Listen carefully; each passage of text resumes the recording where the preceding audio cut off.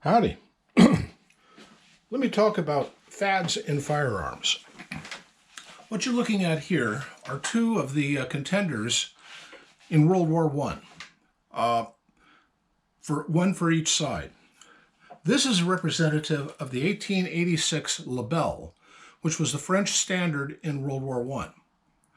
This is an 1895 Manlicher, which was used by the Austro-Hungarian Empire, who basically started World War I.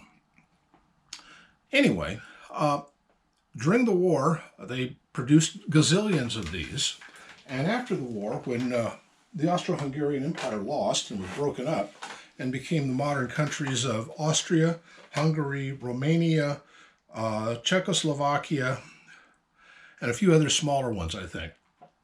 Oh, plus all the Bosnian countries, Balkan countries, Bosnia, Herzegovina, what became Yugoslavia.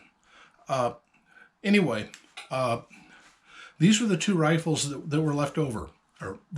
And when the Austro-Hungarians broke up, millions of these were scattered through what had been their territory and were gobbled up by the various countries that succeeded them. Well, at the time, for instance, this one, which was developed in 1895, was a total of 50 inches long with a huge bayonet on the end of that. Same with the Lebel. Long rifles were that was the fad of the time.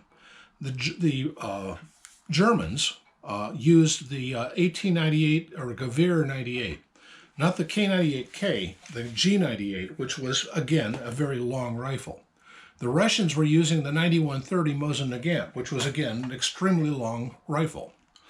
So after the war, though, they were looking around. Oh, let me say, this was chambered in 8mm Lebel.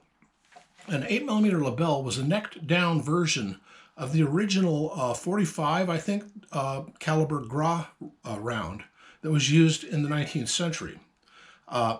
It was a black powder round. This started out as 8x50 rimmed black powder.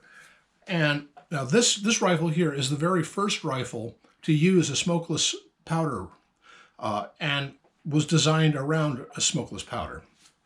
Problem with it, though, is that the magazine for it is a tube type underneath the barrel. And that's great for lots of shots right up front. But once you run out, well, you run out, and it's very difficult to get it reloaded then. This one used a inline magazine stripper clip thing. Only this is an inline clip. You would feed it in. By the way, this is a regular bolt action, and this is a straight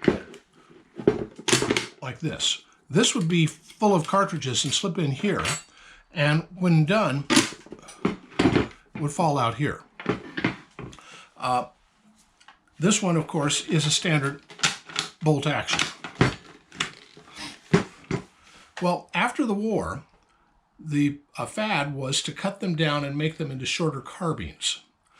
This is actually an M95 Carbine cut down and rechambered from the 8x50 rimmed to 8x56 rimmed, which is was a Spitzer pointed round that worked very well.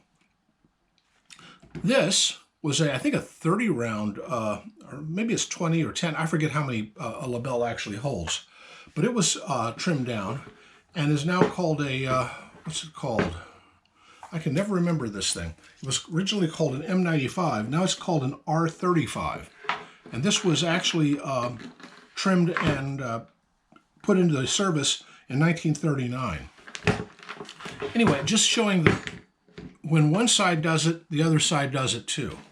At this time, everybody started going for these short rifles, and it was the fad until after World War II. These were used in World War II. This was a substitute standard.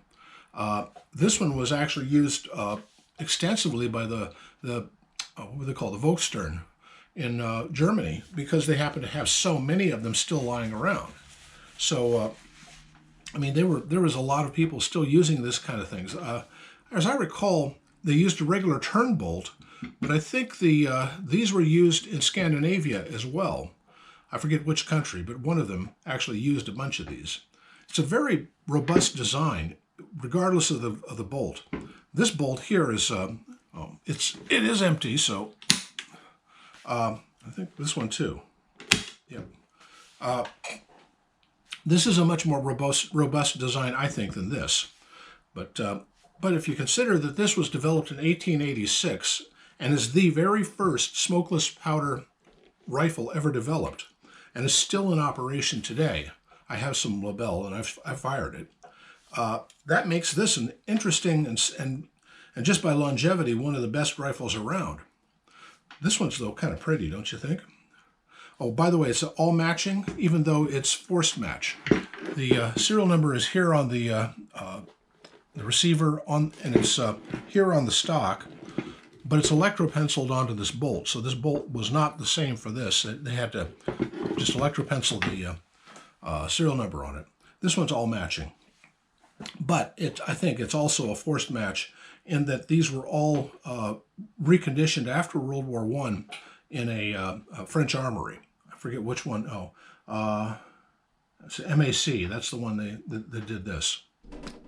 Anyway, this is a discussion of carbines, and I have several other carbines, but these are the two I have as representative of World War I active battle rifles chopped down to make carbines.